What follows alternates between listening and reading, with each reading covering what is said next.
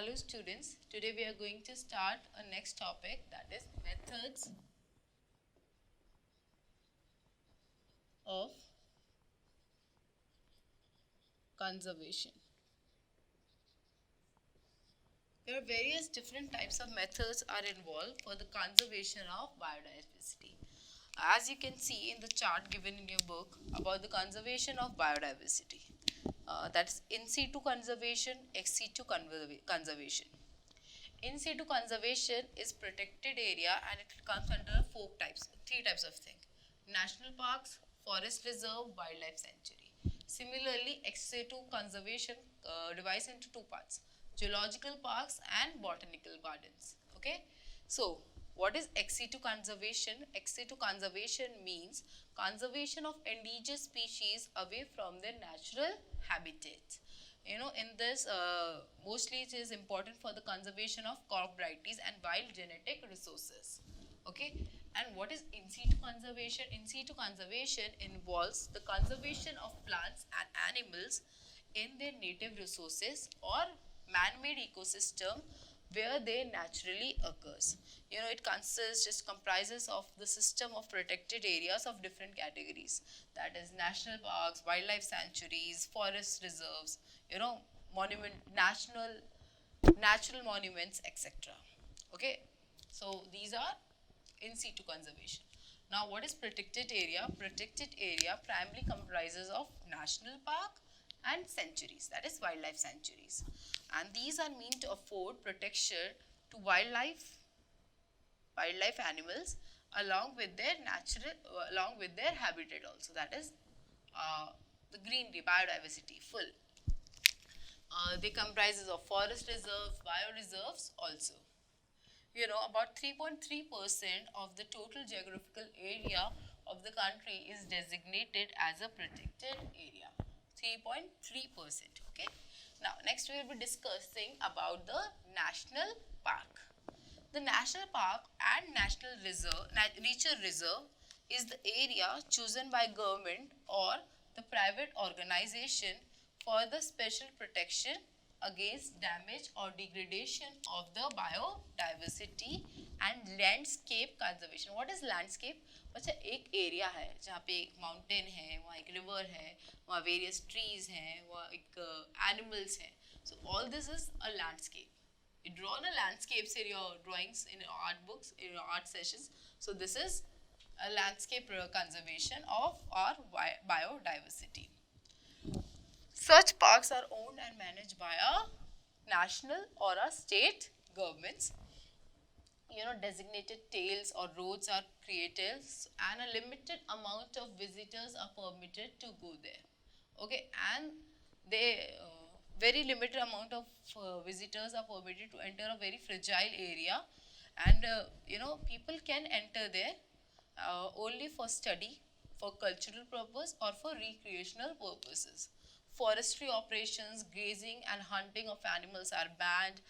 Exploitation of the habitat and wildlife is also banned. In India, various type of national parks has been situated and different type of animals are protected there. For that they can be conserved. As you can see, a table is given in your book about the national parks in India. There are 7 types of national parks are given along with their city and state and the animal conserve. Suppose first is Ranthambore, Savai Madhopur. It is in Savai Madhopur, Rajasthan, and it is used for the conserve animals like leopard, tiger, hyena, nilgai, green pigeon, and macaw. Next is Corbett. It is in Nainital, Uttarakhand. It is used for the protection of tiger, panther, elephant, deer, python, antelope. Okay. Next is Gir. It is in Junagadh in Gujarat. It is used for the conservation of Asiatic animal panther, hyena, and chinkara. Okay. Next is Kaziranga, and it is in Jorhat, Assam, and it is used for the protection of rhinos, wild buffaloes, elephants and tigers. Okay, there is Bandipur, and it is in Mysore, Karnataka, and it is used for the protection of elephants, tiger, jackal, and gaur. Next is Simlipal. It is in Mayurbhanj, Odisha, and is used for the protection or conservation of tiger, leopard, sambar, bison, elephant, chital, and wild bear. Next is Kanha, and this is in Mandla, Madhya Pradesh, and is used for the protection of animals like tiger, chital, sambar, salt bear, and Barasingha. Okay, now you know the world's largest national park is Tumukumaka National Park, which is situated in Amapa, Brazil. Okay, it was created in year 2002, and it covers about 38,850 square kilometer, that is 15,000 square miles, and it is largely uninhabited rainforest. The Salonga National Park, which is in Banbandhu and Kasai regions of the Democratic Republic of the Congress, it is the second largest national park. इसका area बचा है 13,900 square miles. And there's another national park that is called Yellowstone National Park, and it is covering a part of Montana, Wyoming, and Idaho, and it is in USA. Okay, and it is regarded as the first national park in the world. Okay, so first national park is Yellowstone. So next we will be discussing about the wildlife sanctuaries. Now wildlife sanctuaries similar to your national parks, but they have aim to protection or the conservation of a certain species. Okay, it has the following features. Its boundaries are not limited by state legislation. The killing and hunting and capturing of any species is prohibited except or under the order of the highest authority who is governing or who is managing that sanctuary. Third, private ownership is allowed. Okay, you can own a piece of wildlife sanctuary. Okay, forestry and other usage are permitted, but to an extent. They do not, that is, आप forestry operations कर सकते हैं, but वो environment को या wildlife को affect नहीं करने चाहिए, बहुत ज़्यादा. Okay, so there is a table also given in your book of wildlife sanctuaries in India. All the 7, that is Sariska, Jaldapur, Dachigam, Mudugamai, Manas, Debrigar, Pariyar, these are given, and the animal and along with the city and state. Please go through with this table as shown in your books. Now there is an activity given. Ask your parents to take you at any national park or a wildlife sanctuary and ask the officers who is managing there certain questions. That is, what is the total area covered under their protection? What is the area they covered? What are the different types of animals are there? Well, how number of each protected animals, that how many tigers are there, how many elephants are there which are protected, and various protective measures that they take for the protection or the conservation of these animals. Next is zoological parks. What is zoological parks, or we call it zoos? Animals are kept for education and conservation purposes there. Now this modern zoos have this veterinary facilities provided with them, so that they can be breed there in the captivity, and the certain threatened species can grow and multiply, and after that they are grown or they are breeded, they are live in their natural environment. Okay, native habitat. Okay, this is zoological parks. That is botanical gardens. In botanical gardens, plants which are like on the verge of extinctions are growing, and it is also primarily used to display for scientific and educational purposes. You can visit these plants and animals which are grown outdoors under glass or greenhouse or conservatories also. Next is forest reserves. Forest comprises the second largest land use in India after agriculture. Forest में सबसे ज़्यादा agriculture सबसे ज़्यादा amount of land occupy करता है हमारे India में. After that it comes number of forest has maximum number of land. Forest plays a vital role in having more than 45,000 floral and 81,000 faunal species are endemic. Endemic means they are dangerous or they are on the verge of extinction. Okay, these forest reserves can be made, and they are very, very important.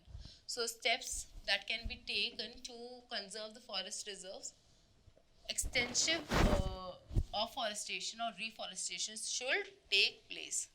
Alternative environmental friendly resources of fuel energy, that is wood and these type of products should not be used. You should use biogas or other environmental friendly energy resources should be used.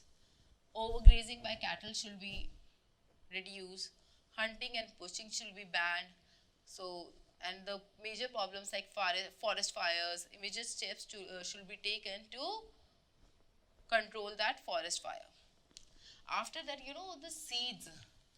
the seeds can be stored and dried and deep freezed and stored for many centuries.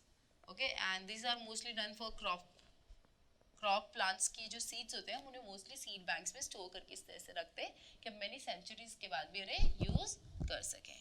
The Botanical Survey of India, that is BSI, publishes a green book in which there is a list of rare, endangered, endemic plant species which are growing in the botanical garden of our country.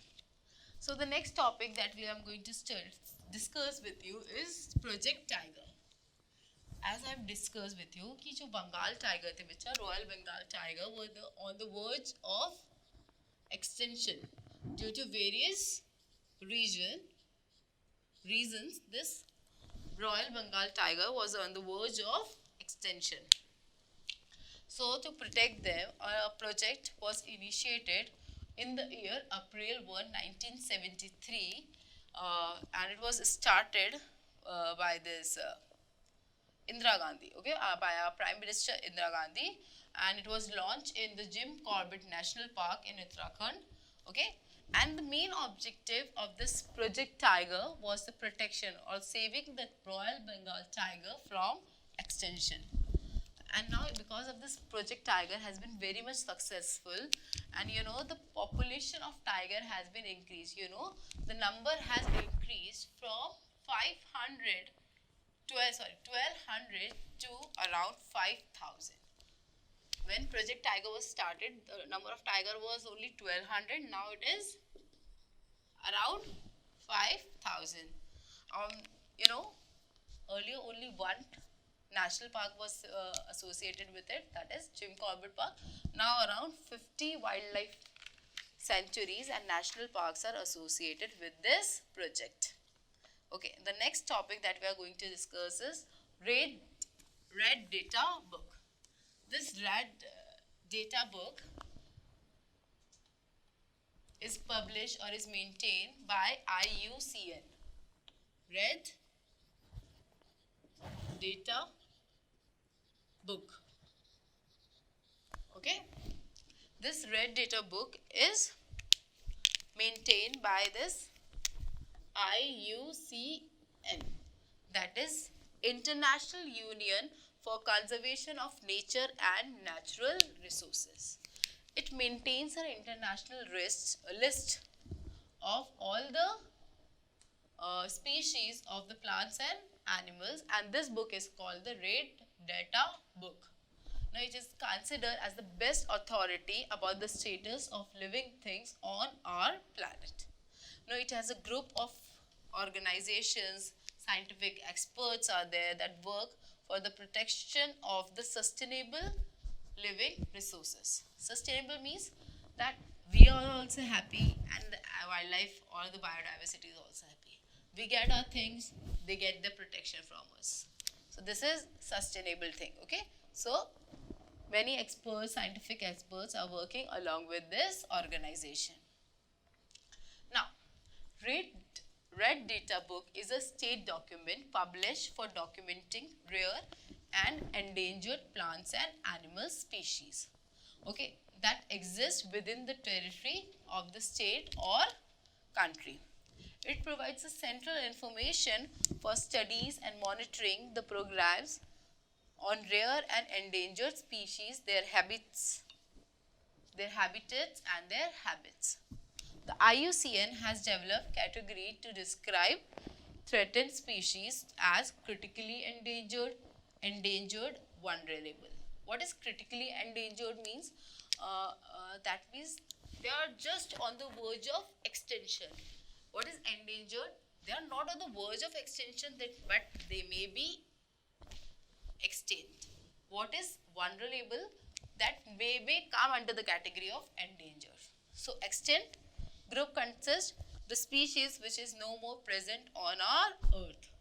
And so IUCN, for extinct species, they mark a symbol called EX. For endangered, they mark EN there. So along with the name of the species, EN is written.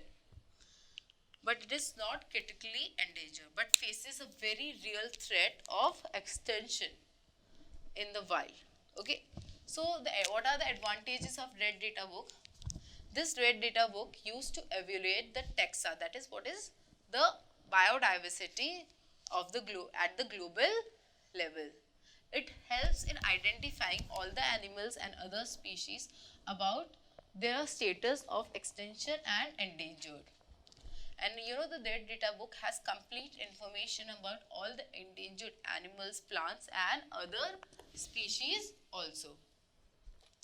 You know, it also helps to evaluate total number or total species of any particular animal present.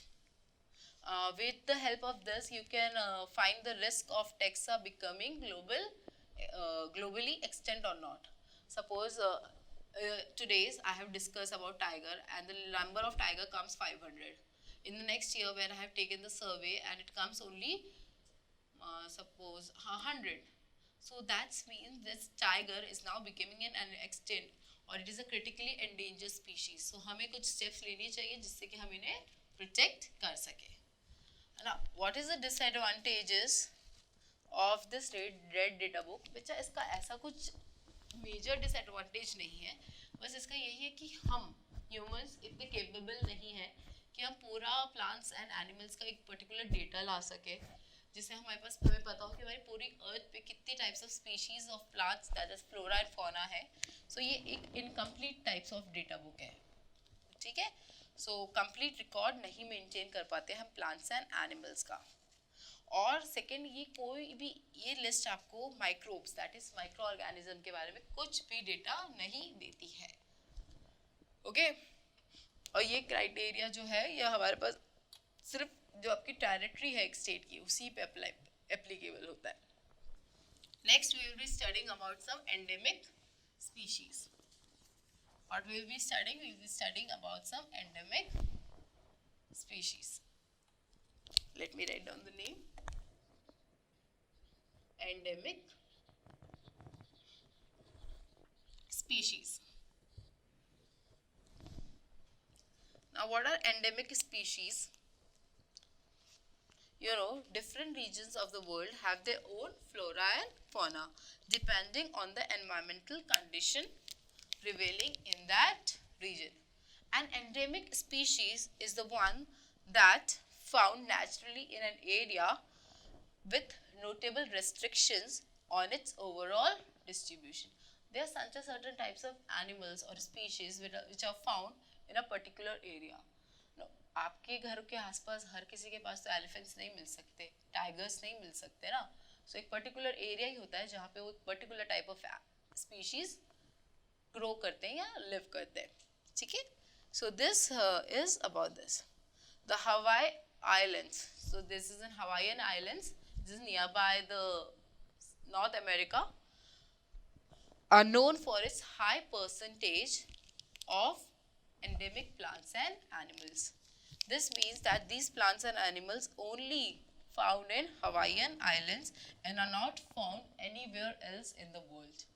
Okay, if you want to see these animals, you have to go only to visit the Hawaii Island there only. So this flora and fauna of different parts of the world do not show any uniform pattern of distributions.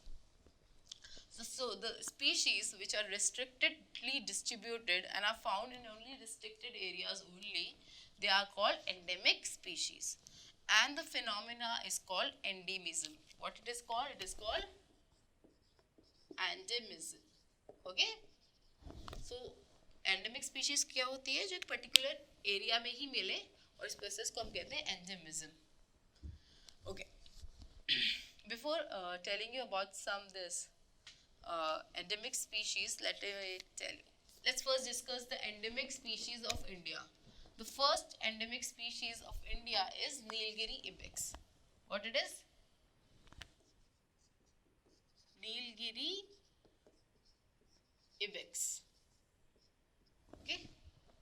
This it's a goat. It's a type of stocky goat and possesses short, coarse fur and a bristly mane. Is endemic to Nilgiri hills and the southern positions of the western Ghats. ये कहाँ मिलता है बच्चा? ये Nilgiri hills है आपके जो तमिलनाडु में, और जो वेस्टर्न घाट से सर्दर्न तमिलनाडु और केरला के, वहीं पे ये मिलते हैं. And it is actually called Nilgiri tahr and Nilgiri ibex is its local name. Okay, इसका रियल जो नेम है वो तहर है, but Nilgiri ibex is is local name. Next is endemic species of India is Asiatic lion. Okay, now this Asiatic lion is endemic to Giri National Park. So it is only as it is believed that the last remnant of this species are found in Giri National Park in Gujarat only. Only in Gujarat that is found. It is believed that. Okay. Next is the endemic species of India is lion-tailed macaw. This is an endemic species to southwest India and it is one of the most threatened primates. You know why it is named as long-tailed macaw? Because it's a monkey. इसकी जो tell होती है बच्चों 25 centimetre तक बड़ी होती है. उसकी टेल के एंड में एक टफ्ट होता है जो ब्लैक कलर का होता है. So that's why how it's name arrives, that is long tailed macaw. Okay, I will be discussing some fact sites about this three types of animals: Asian elephant, African elephant, Raphela, it's a plant, and about ibex, Iberian lynx. Asian elephant. The scientific name of Asian elephant is Elephas maximus. Okay. Now this Asian elephant is classified as a member of the order Proboscidea, that is elephant. It is the genetic name of family of elephant, and it is the family. It is a member of the family Elephantidae. You know this Asian elephant is considered as an endangered species. Now it has 4 subspecies: the Indian, the Ceylon, the Sumatran, the Malaysian elephants. Okay, so it has 4 subspecies. Next is African elephant. Now this African elephant is also comes from a family of Elephantidae and is classified as an endangered species due to the reduction of at least 50% of their population over the last 3 generations. Okay, now in several countries the poaching of this animal is done for its ivory, that is their teeth. इनके teeth के लिए इनको hunt किया जाता है और इनके teeth को निकाला जाता है for selling purposes, because इनके जो teeth होते हैं ivory के बने होते हैं, and ivory is very much used for making ornaments and other types of jewelry. Okay. Now Rafflesia. Rafflesia is it's a plant which lives as a parasite on the roots of vines, okay, of the common grape. Interestingly, the overpowering odor from this plant can be often mistaken as of the rotting meat. जो आपका जो meet होता है वो जब सड़ जाता है, इसकी जो ऑर्डर होती है, लाइक स्मेल होती है, वो उस तरह की होती है बच्चा. So this helps to attract carrion flies which pollinate them, and in the language of the local Filipinos, this plant is known as the corpse flower. What is corpse? Corpse means dead flowers. Okay. And now 2 species of this plant is endemic. What is endemic? Which are restricted to a particular area, and it is restricted to Philippines. Okay. Another is Iberian lynx. Now, this Iberian lynx is one of the two European species which are critically endangered. That is, they are on the verge of extinction. So, we should protect them also. So, next we will be discussing about non-uniform distribution of a species. As I have told you about this endemic species, कुछ species कुछ area में ही मिलती है, कुछ other area में मिलती है. तो क्यों ये species का unequal distribution है हमारी earth पे? हम इसके कुछ factors पढ़ेंगे. Okay? So let me write down the heading first. Non-uniform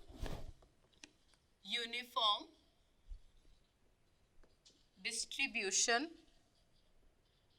of species. Okay, so the first reason is physical factors. Suppose कुछ एरिया में माउंटेन्स हैं, कुछ वाटर बॉडीज हैं, कुछ लैंड मासेस हैं, कुछ प्लेन्स हैं. सो हर एनिमल हर तरह तो नहीं रह सकता ना. अब आप ये प्रे करो कि पांडा है ना वाटर में रह ले, ऐसा तो नहीं हो सकता ना, वो माउंटेन्स में ही रहेंगे. सो different species require different types of physical traits where they can grow. For example, the Great Himalayan Range, जो हमारी Himalaya range है, have various endemic species of both plants and animals.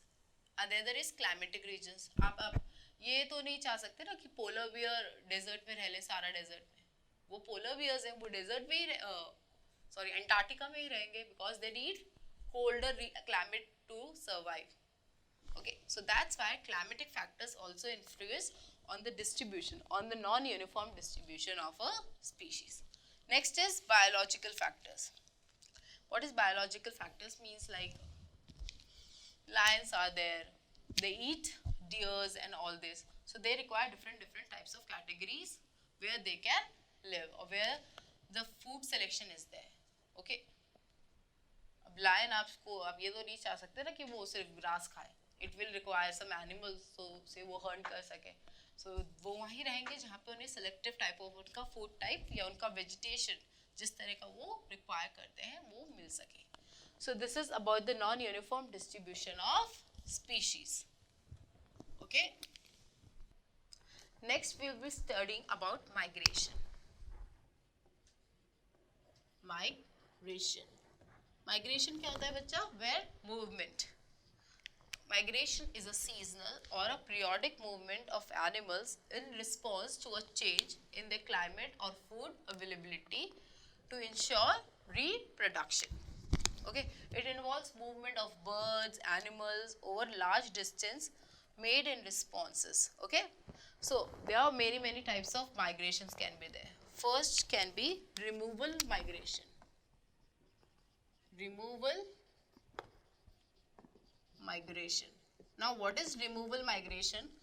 Particular area, जिस area में मान लीजिए due to some unfavorable climate की वजह से वहाँ food availability नहीं है, तो एक particular type of species क्या कर सकती है, पूरी की पूरी move on कर सकती है to an another area जहाँ पे favorable conditions available उन्हें avail हो. So this is removal migration. Next is eruption. अच्छा क्या होता है कभी कभी पॉपुलेशन किसी स्पीशीज की बहुत ज़्यादा इंक्रीज हो गई, ठीक है, और this is an specific migration cycle occurring in extreme climates only. Okay, in extreme climates only. This is an example. It's of lemmings, you know, of Arctic tundra. What happened when this animal reach a peak? That is, they grow many in numbers. What they decide to move from one region to another region. Many are not able to survive this movement, and a minimum number or a small amount of number reaches that point and start their population once again. So this is a migrating cycle. Again, when they reach a peak, again they move. So that's how this eruption goes on. Next is remigration. Okay, what is remigration? It is a tip. It's a round trip. Okay, some species grow here, move here, they produce their offsprings there, that is they breed there. Then this offsprings, ये species यहीं रह जाएगी एक generation, और जो दूसरी generation होगी वो वापस एक round trip लेती है. So this is remigration. एक जनरेशन जाती है, ब्रीड करती है, ऑफस्प्रिंग प्रोड्यूस करती है, वो ऑफस्प्रिंग्स आते हैं और यहाँ पे रहते हैं. फिर वो ऑफस्प्रिंग क्या करेंगे, वो यहाँ पे माइग्रेट होके आएंगे, यहाँ पे ब्रीड करेंगे, यहाँ ऑफस्प्रिंग्स आएंगे और वो ऑफस्प्रिंग्स यहाँ मूव करते हैं. सो this is a round trip.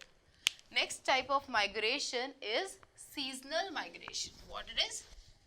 It is seasonal migration. It is also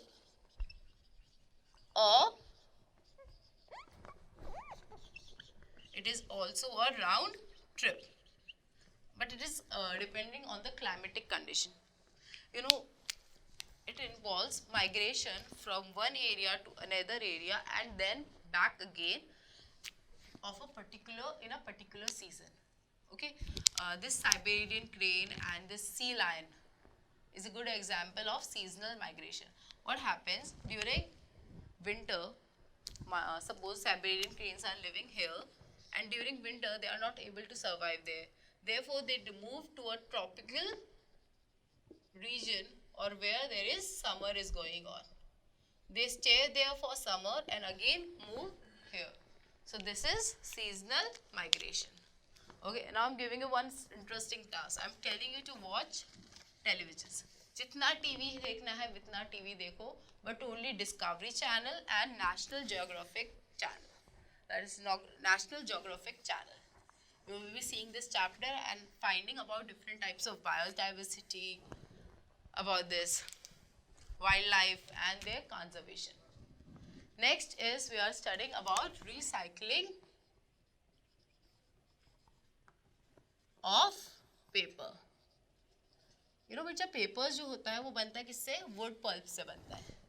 So we should always try to recycle this paper. So the 50% of the garbage in the landfills can be recycled. Okay. So recycled paper is taken to the recycling plant where it is separated, and then the separated paper is cleaned and washed with soap to break it down. After breaking down, it is exposed to heat, and after some times it's break down into cellulose. We can then recycle this paper again to make fresh papers. We can use old newspapers, notebooks, envelopes. So, okay. Now, you know, the paper which is contaminated with food, carbon paper, stickers, this cannot be recycled. Okay, so you should always keep your papers which are not have this type of thing, that is, they do not have any food, they do not have any carbon paper or stickers. You should put them in another box, and you should use this paper, that old newspapers and notebooks, in another form, that so that they can be recycled. And how the process of recycle is done? हम recycle paper लेते हैं, oh sorry, old paper लेते हैं, उस old paper को हम क्या करते हैं, सेपरेट करते हैं और उसे क्लीन करते हैं और उसे वॉश करते हैं सोप से. फिर उसे हीट के साथ एक्सपोज करते हैं, दैट इज उसे ड्राई करते हैं जिससे कि वो सेलुलोज में कन्वर्ट हो जाए और उससे फिर वापस से हम नया पेपर बना सकें. Next is the practice of reforestation. What is the practice? The practice is of reforestation.